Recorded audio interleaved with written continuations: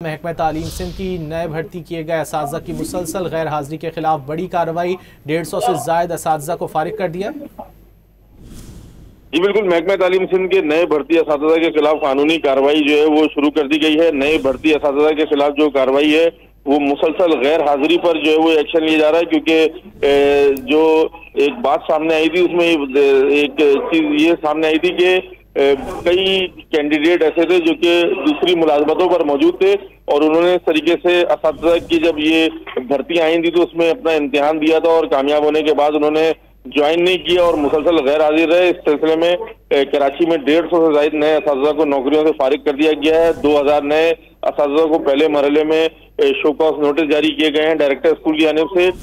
Show cause का जवाब सुनने के बाद 150 से ज्यादा असातिज़ा को फारिग कर दिया गया है। बहुत शुक्रिया सैयद वसीम इन तफसीलात के लिए।